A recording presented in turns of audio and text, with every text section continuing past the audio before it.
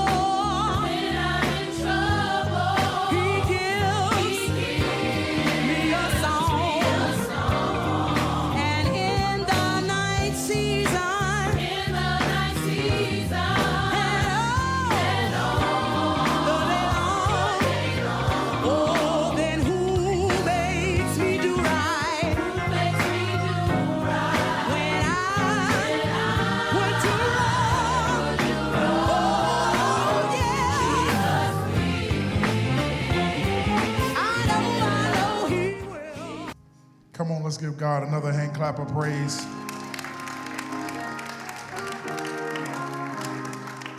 Hey, I'm going to tell you, standing over there me and God just had a long conversation. You know how you lose some of these battles. As he set me up for call to worship, he challenged me. We do call to worship, but it's not just to worship him while we in service. It's been a rough week. I don't know about you. I can tell you every executive order, every dumb news conference, every dumb word that was said this week. But God said, can you tell me all the blessings I provided throughout the week? You spent so much time this week focusing on everything but me. I'm calling you to worship me in spirit and in truth. Not just on Sunday. I need you to worship me on Monday in the middle of the week. I need you to worship me on Wednesday at 12 o'clock. I need you to worship me on Thursday at 2:30. I need you to worship me on Friday on your ride home. I'm calling you to worship. He sent me to Isaiah 25:1, and it said, Lord, you are my God. I exalt you and praise your name. But here is where he stopped at. He said, for in perfect faithfulness, you have done wonderful things. It said in perfect faithfulness, in perfect faithfulness, in perfect faithfulness. When we was in slavery, in perfect faithfulness. When we were down in Jim Crow, in perfect faithfulness. Coming down through Selma up to Montgomery, in perfect faithfulness. God has been perfect and faithful through it all. He's calling us to worship him in spirit and in truth, not just on Sunday, but every day that he touches our body and allow our eyes to come wide open. Gracious Heavenly Father, we thank you right now, God. We thank you, God, for just being God. We thank you, God, for keeping us even when we didn't know we needed to be kept, God. We thank you, God, that through trials and struggles all through our lives, God, you've always been faithful. We thank you, God. We thank you, God. Even when we took our eyes off of you, God, even when we looked at everything in the world more than you, God, you still remain faithful, God. God, this morning, we focus our eyes back on you, God. God, it doesn't matter what the politicians do, God. It doesn't matter what the people around us do, God. It doesn't matter what our job got going on, God. We are here to worship you, God. Thank you, Holy Spirit. Have your way in this place today, God. Have your way in this place today, God. We invite you here, God. Have your way today, God. God, allow us to leave our cares, concerns, and burdens here with you today, God. Free us, God, to worship you not just in the building, but to worship you outside as well. Allow us to worship you this week, God. When people speak about what's going on, we want to worship you, God. We want to point dying men and women back to a Savior who's sitting high and looking low. We worship you today, God. We worship you today, God. We worship you today, God. Not just today, but all the days of our lives. And we will dwell in the house forever and ever. Let the church say amen. Let the church say amen. I encourage you this morning, let's not come in here sitting pretty, looking cute. Let's get together and worship God, because we serve a God who is still perfectly faithful to do everything we can consider him to. He paid a debt that he did not owe. What came from his hands, feet, and his side was more precious than silver or gold. The blood that set me free saved me from a life of sin and tragedy. But now I'm born again, free from sin because of the blood that he paid a debt that he did not owe. What came from his hands, his feet, and his side was more precious than silver or gold. The blood that set me free saved me from a life of sin and tragedy.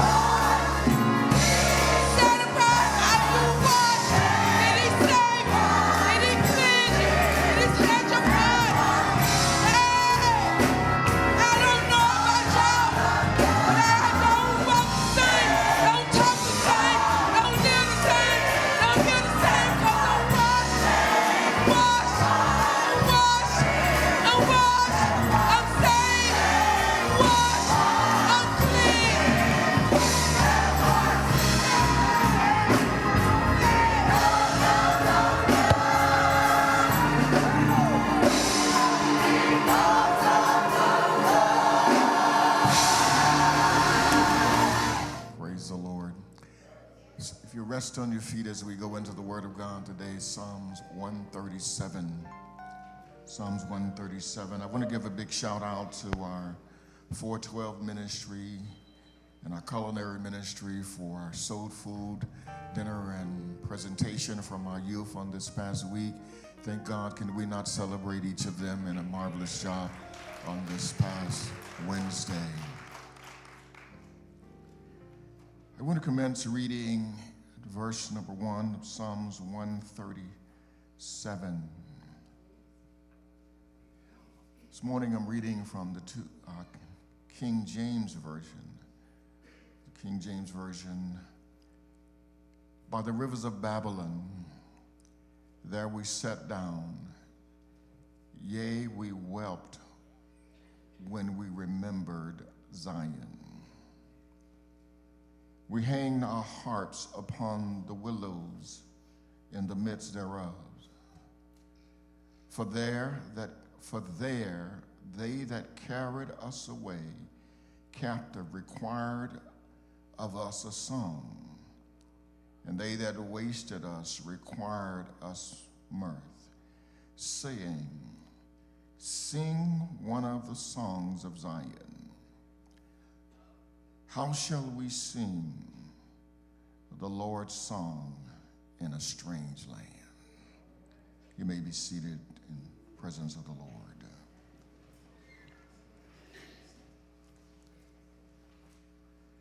God, steady my mind, my heart, that they will combine and hear your spirit, that I may stand and speak what thus says the Lord. All of you and none of me, have your way.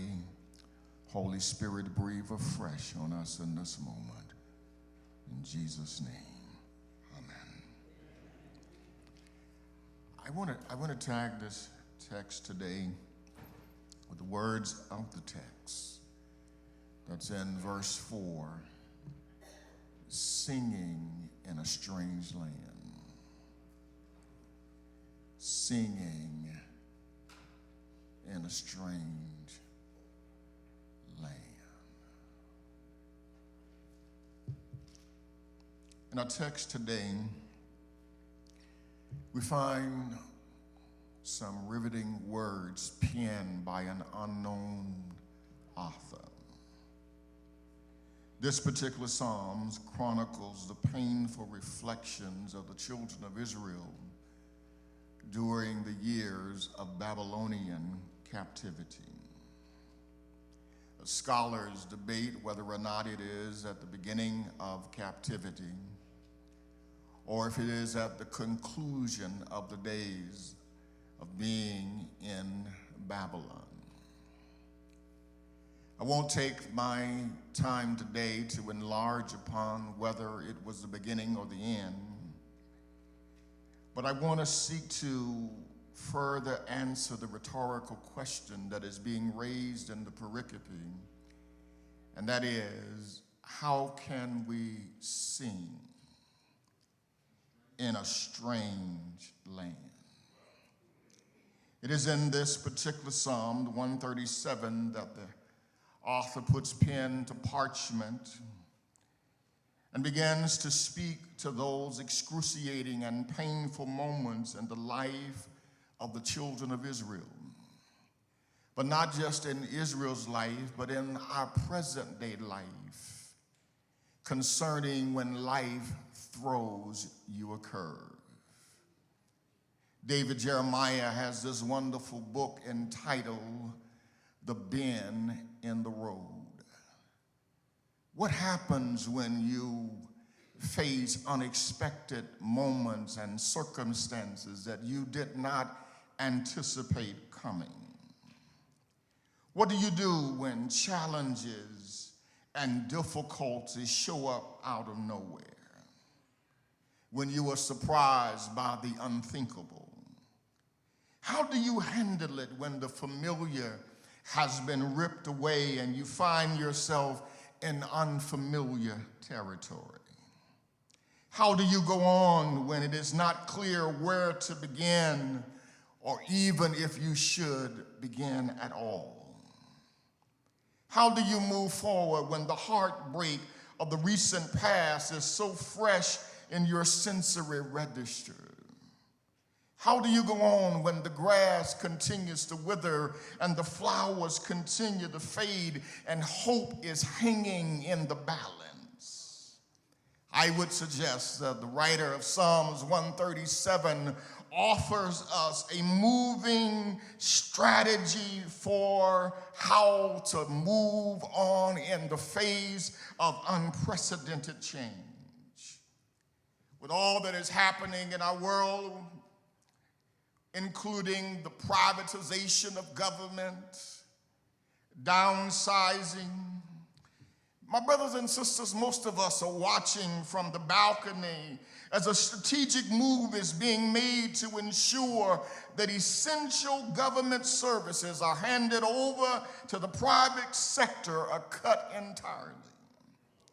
We're witnessing the massive loss of jobs in the name of cutting waste and streamlining, which is leading, if we would be honest, to a humanitarian crisis right here in our own country.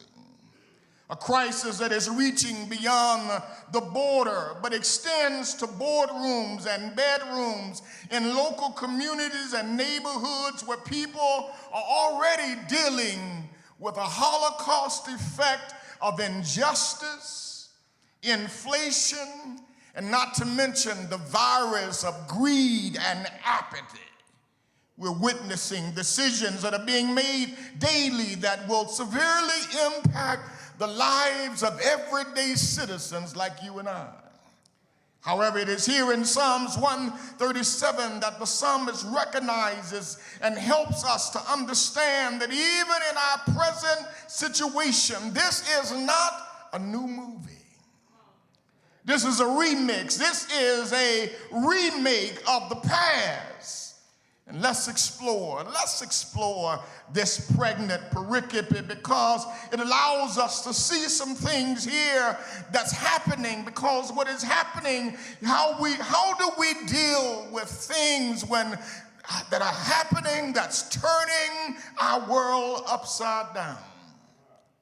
The psalm addresses this around the time when the children of Israel are in Babylonian captivity. They're in exile, and he decides to pen not only their feelings but their emotions and put it in writing, and he begins to share about what they must have been experiencing. Here it is, they find themselves miles from home. They're surrounded in a strange land, strange captors that they are unfamiliar with, in a land that is bitter. A bitter enemy has moved them out of their homes, have taken their jobs, have stolen their culture, and now has them in this land of strangeness. They're in a weird place. The smell is unpleasant.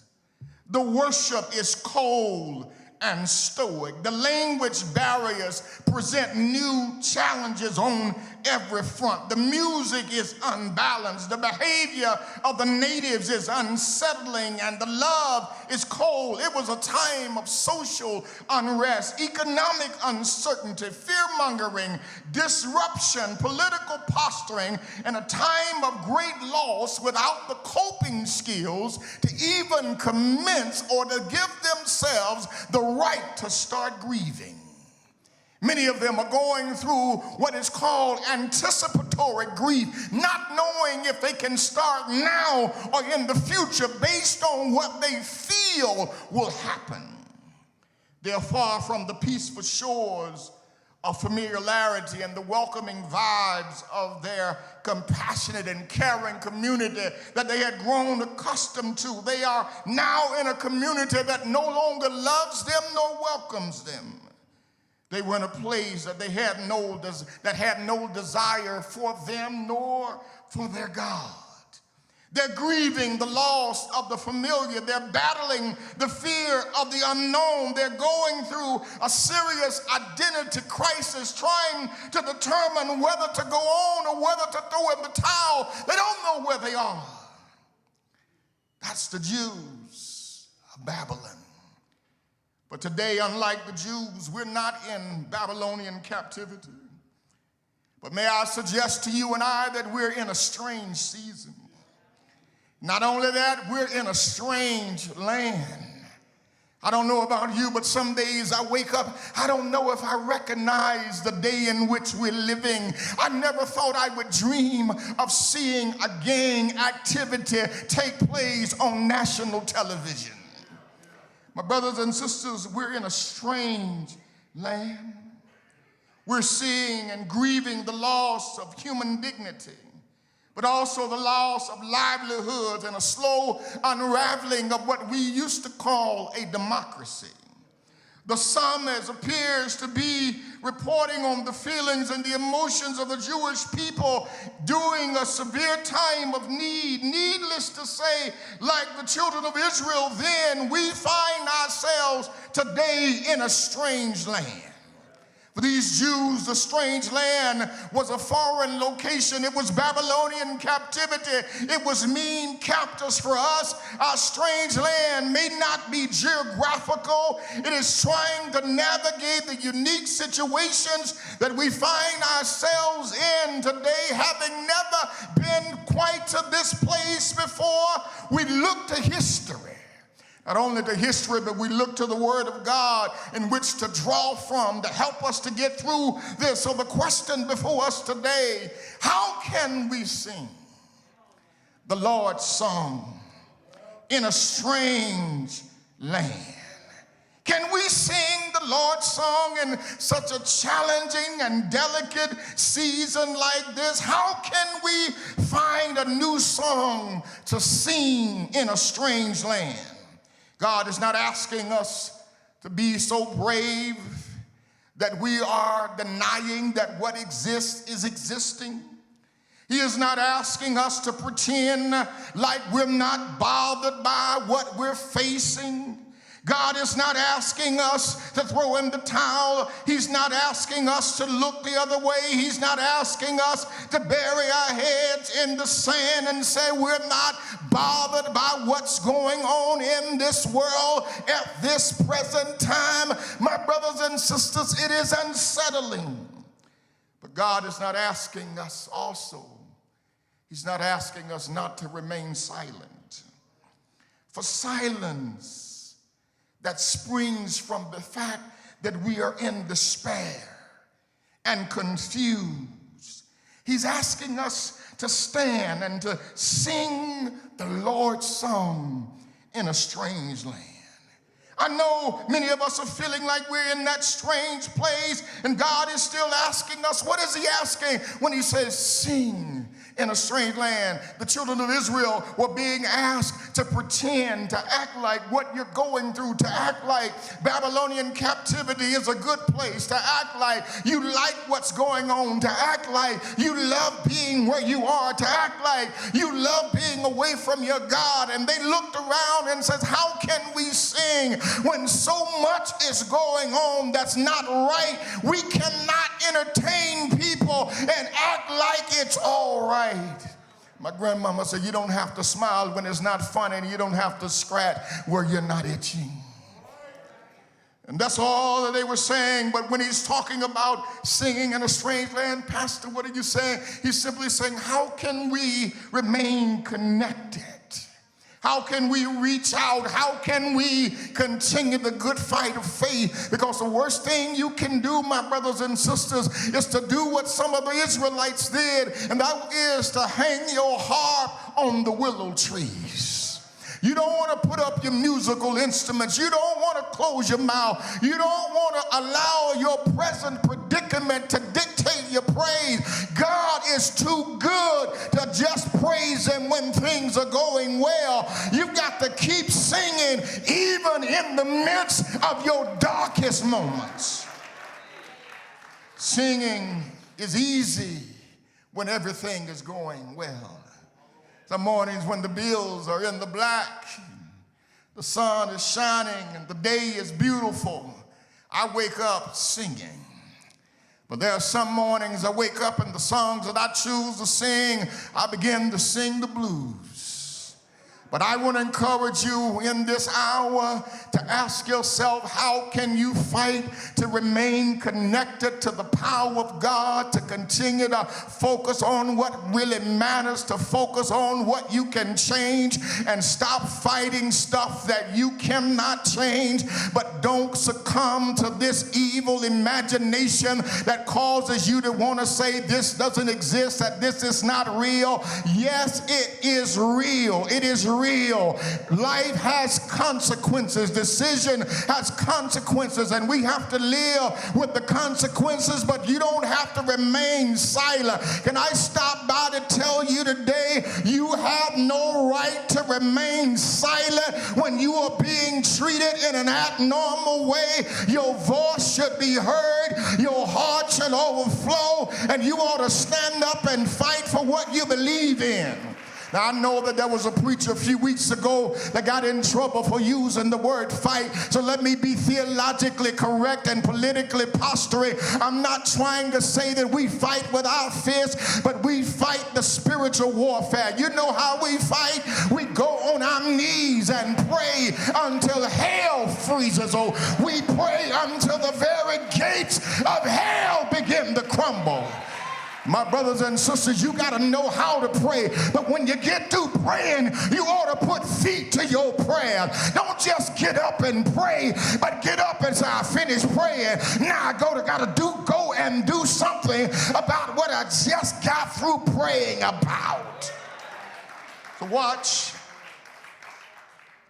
It's a strange land. Strange land, inflation.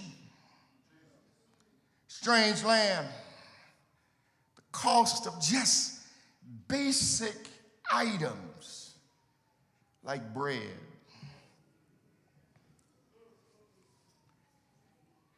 milk, $5, eggs,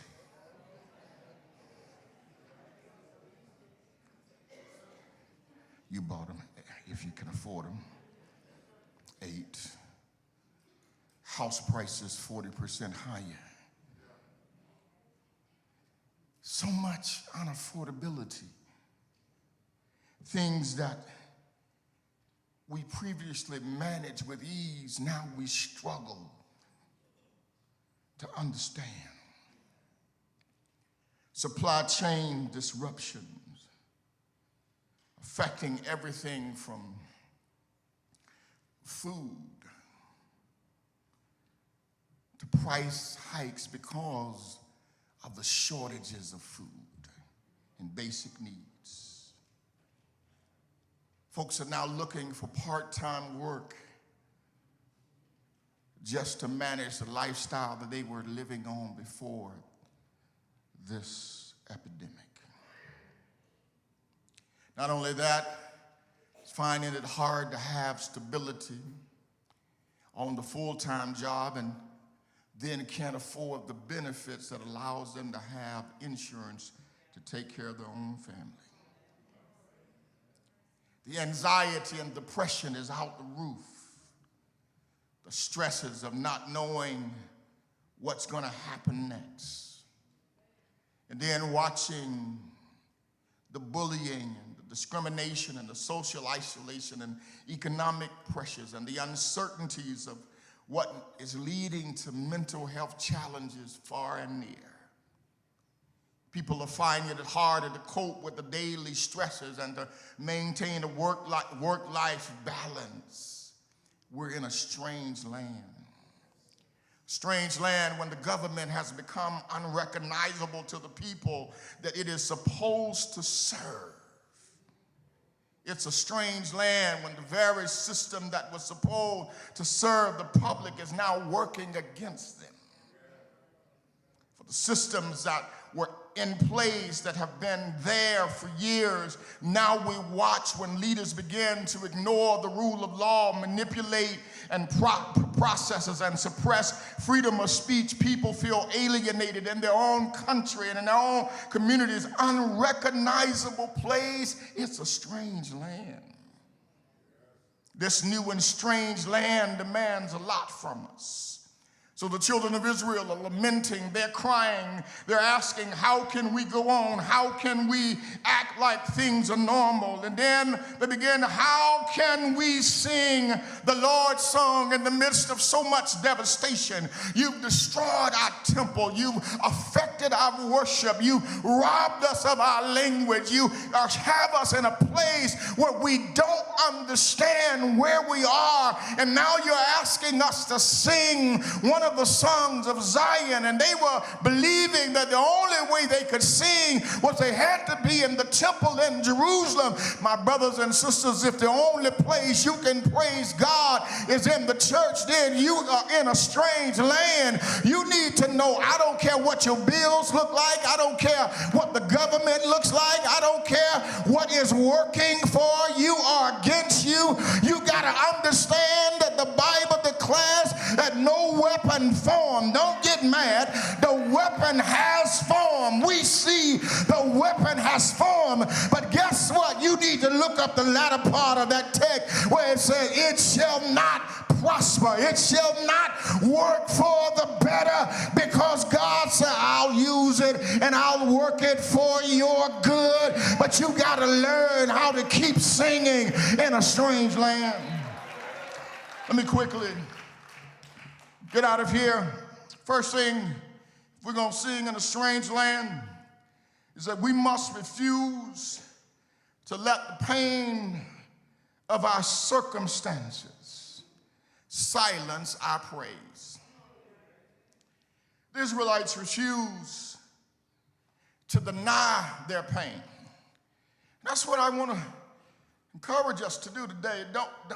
Don't act like it's not real. Don't tell me it's not raining when it is. They couldn't pretend that the pain was not real. The pains that caused them to weep, as they said, we wept by the rivers of Babylon. They refused to mask their pain in this strange land. And can I suggest to you that some people who have never lived or walked in your shoes have no idea of your pain. And some people have a tendency to walk into your life and tell you how you ought to be handling certain things. You've never walked in my shoes. You don't know my pain. Stop allowing people who have never walked a mile in your shoes to tell you how you ought to handle your situations. If I cry, that's my business, but don't tell me how to handle what I'm going through.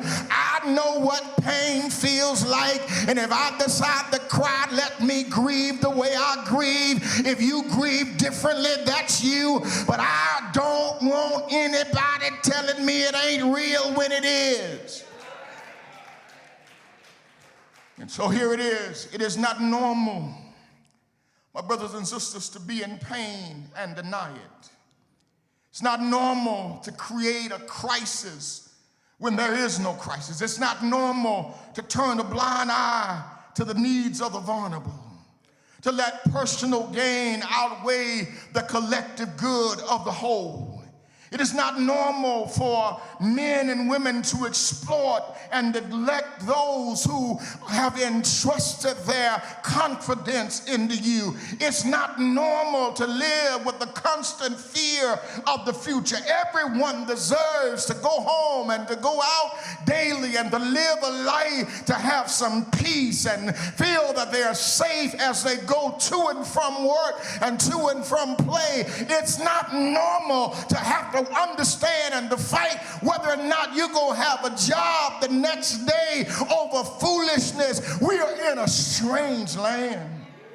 Somebody walked up to me this week, and I almost lost my religion when they said it, because I had to hold myself. They were only joking, so don't get mad and go after them. But what they asked me, they said, Pastor, can you provide me a list of 5 things you've done this week? And I began to feel something rising in my sanctified imagination that wasn't quite holy. And I didn't say anything for a few minutes, and they laughed, and they asked it again. It says, 5 things, just five. And I looked around, I said, it was that Chaka Khan laugh. I'm about to lose my mind up in here, up in here. And somebody was standing there, they started saying, I can tell you what he's done, because they felt something rising, and they looked at it and said, let me help him out. And I thought about it. You got to really understand that it's so much stress until it's spilling over everywhere. Come home, folk want to ask you, what have you done? Give me 5 things that you've done.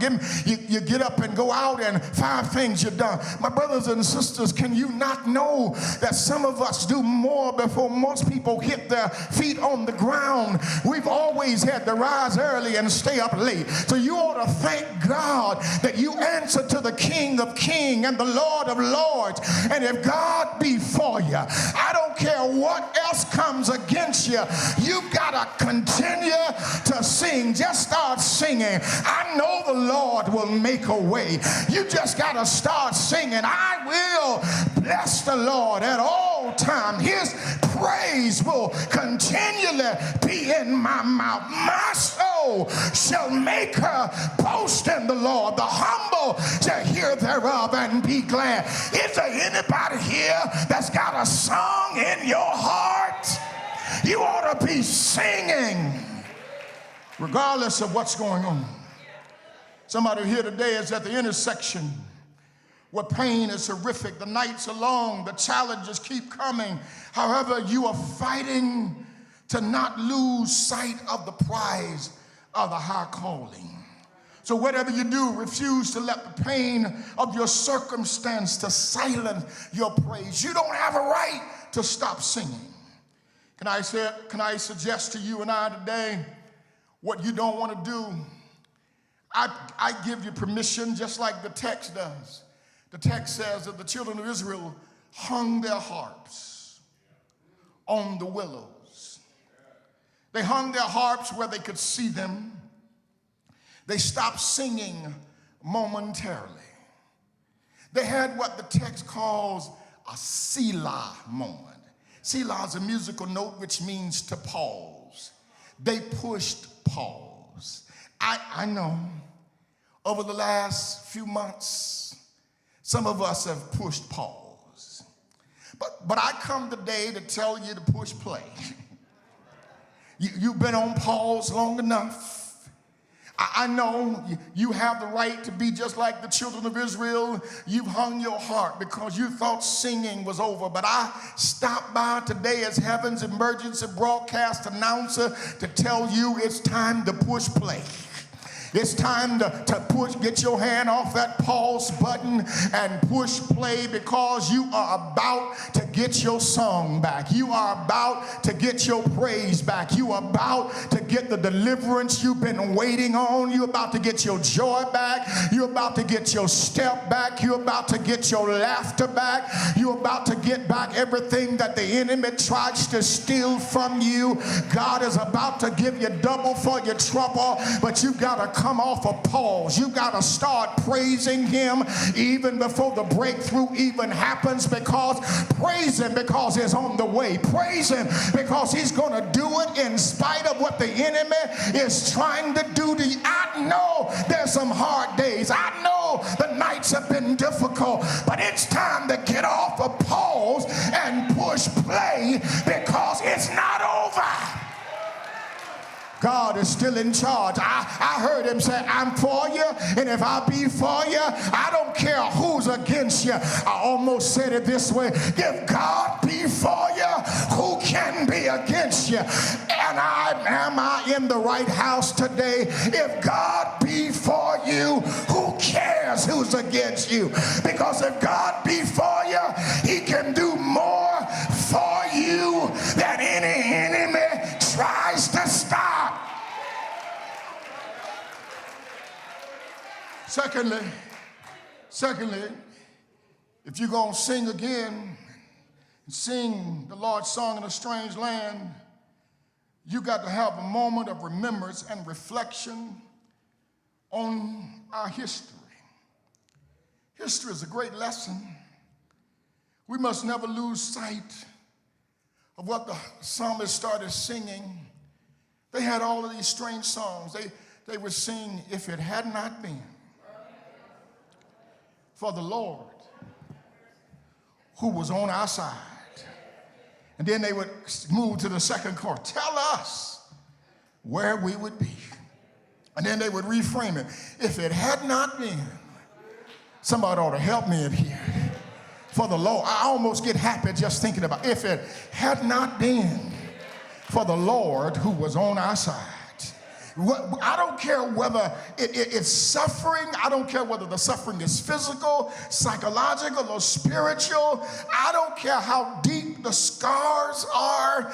If it had not been for the Lord on our side, you and I would not be where we are today. The positive gain, can I suggest to you that some of the most positive gains that have ever been made in the history of the United States of America have been made when people have been at their lowest level, but they wouldn't stop singing because they believed that God would somehow and some way open a door. You remember when the children of Israel were stuck at the Red Sea, didn't know how they were going to cross. God says, stand still and see the salvation of the Lord. Some of us need to stop cussing and fussing and begin to look to the Lord and say, Lord, we don't know where we are. We've got trouble behind us. We got trouble in front of us, but we gonna trust you despite what's happening in and around us. You got to strive to have a deeper concentration and a deeper connection to God during this season. I know we want to know everything that's going on. I heard Minister Gibbard as he was here earlier talking about all the stuff that can cause us to lose our focus. But can I encourage you, if you're going to sing the Lord's song in a strange land, you're going to have a deeper connection to the God of the universe. You're going to have to know how to call on the name of the Lord and get an answer. You're going to have to pray more. You're going to have to meditate more. You're going to have to stay in the Word of God more, because he said, he that keepeth his eyes on me, I'll keep his heart in perfect peace. Y'all remember, if you remember our history, you remember in Montgomery there was a girl named Rosa. She started singing a strange song. She got tired of standing, so she decided to sit and sing. And she stood until a nation stood up. Her voice, her decisions brought strange singing to Montgomery, Alabama.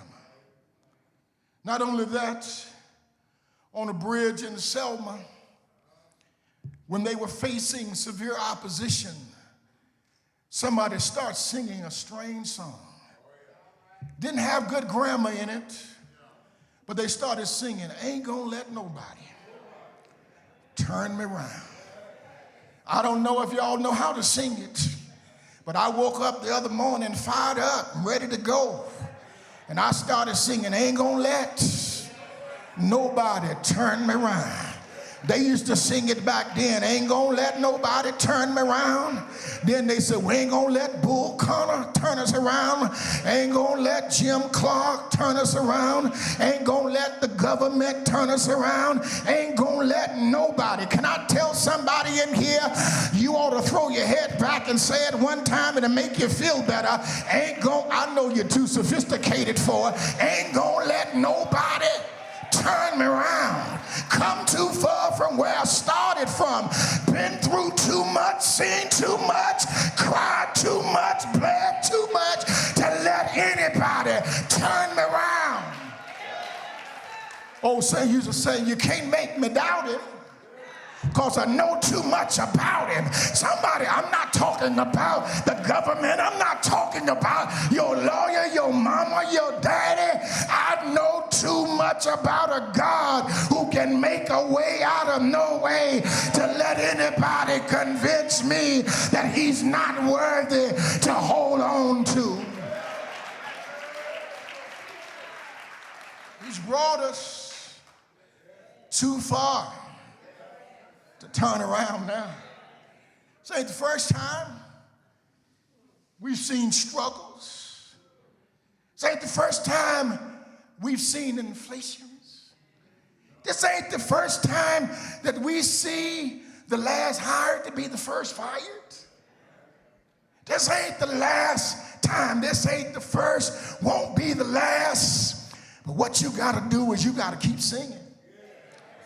Look at him, look at your neighbor, and look at your coworkers, and look at your friend. Even when you walk to your device and it's been worked out and been logged out and you can't log in and you keep hitting the keyboard. I know the tears may flow, but you ought to begin to say, weeping may endure for the night, but joy is going to come in the morning. You just walk out of there singing, weeping may endure for the night, but joy cometh in the morning. Then if you don't like that, just pull up another chord. Say, I've been young, now I'm a little older.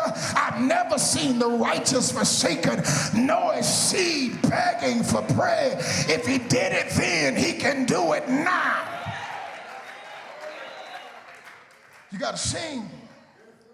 See, I don't want you to miss this, that we putting everything in God's hand. God said, no, your part is to sing. Your part is open your mouth. Your part is to do what you're supposed to do. Because a lot of us have trickle-down economics and corporate welfare when it comes to our spirituality. We want God to do everything and we do nothing. Because, you have a role to play in everything. God said, if you confess, that's our part, if you would do it. He said, if you stand still, I'll fight your battle. He says, and there folks say, well, the Lord said if I open my mouth, he'll speak for me. Well, he said a whole lot more before he told you that. He said, if you meditate on my word day and night, he said, I'll give you something to say when you open your mouth.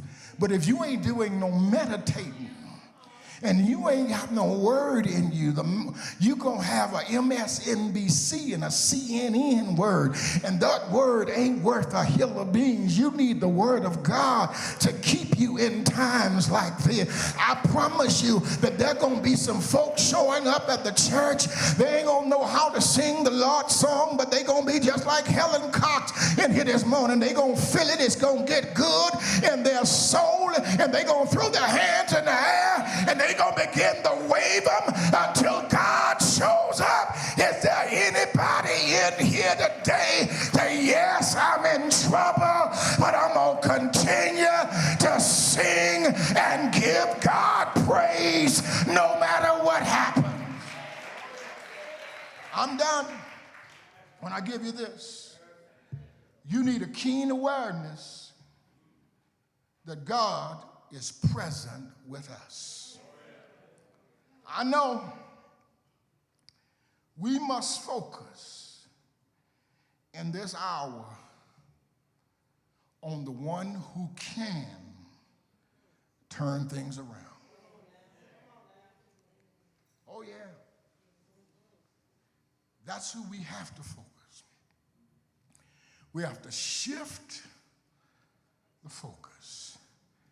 Everybody's been preaching and teaching shift for years now.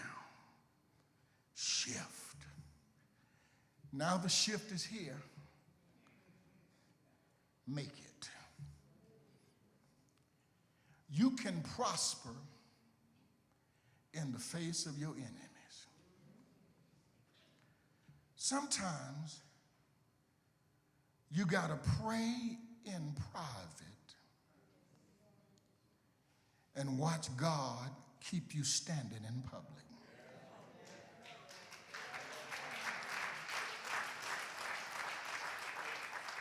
Folks will be throwing stuff at you. Can I help you? The smith is working at the wheel.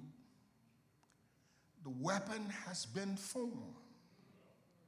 And the weapon is working in some places. As a matter of fact, even with the price of eggs being $8, you still have eggs. You're still sitting here this morning full. Even if you didn't eat breakfast, you're considering lunch and dinner. So I don't know why you're crying about what has formed, because God said you're still prospering. And some folk have lost their job, but the mortgage just got paid.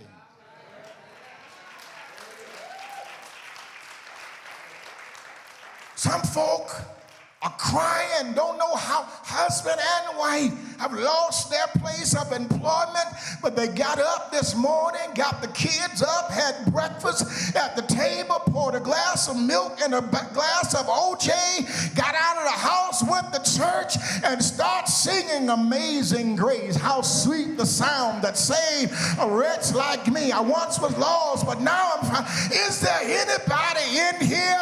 Yes, it's rough. Yes, it's real. Yes, the pain. Yes, we've cried. Yes, we've had some sleepless nights. But at the end of the day, you are still standing. Watch. In the midst of all of the political turmoil, the economic downturn, the political setbacks, let me encourage you to do these few things. Focus on what you can control, such as your actions, your mindset, and your daily habits. No matter how bad things are, there is one thing that God assured us. He says, you've got Emmanuel, God with us. He says, my children, you are assured of my presence. Many today lack the power and authority to know that God is with them in this season of difficulty. God is walking with us as we go through these challenging seasons as people of faith. Just begin to sing Emmanuel, God with us. I close with the fact that the children of Israel in Babylonian captivity found a song that they could sing. Listen to the words of their song. It's in Psalms 121 as I close. Their song says, I will lift mine eyes unto the hills for which cometh my help. They said, where your help coming from? Everybody said, where your help coming from? They said, my help, your help, our help comes from the Lord, who made the heaven and the earth. He will not allow your foot to be moved. He will keep you. He who keeps you will not slumber. Behold, he who keeps Israel shall neither slumber nor sleep. And then he rephrased and said, the Lord is your keeper. The Lord is a shade at your right hand. The sun shall not strike you by day, nor the moon by night. The Lord shall preserve thou going in and thou coming out. The Lord shall preserve you from this time forth and forevermore. Blessed be the name of the Lord. So if you don't do anything else this week, find you a song you can sing. If you don't know where to find one, there's a hymn book that's called the Psalms. It has 150 songs in it. Just grab one that you can sing. You may want to sing like the shepherd. The Lord is my shepherd. Thank you for tuning in to today's broadcast of Power for Living. Please join us each Wednesday for the teaching of God's Word at 6:30 p.m. and each Sunday morning at 9:30 a.m. Eastern Standard Time for our worship service. For more information about our church and other activities, you may call our church office at 423-629-6115 or log on to our website at www.orchardknob.org.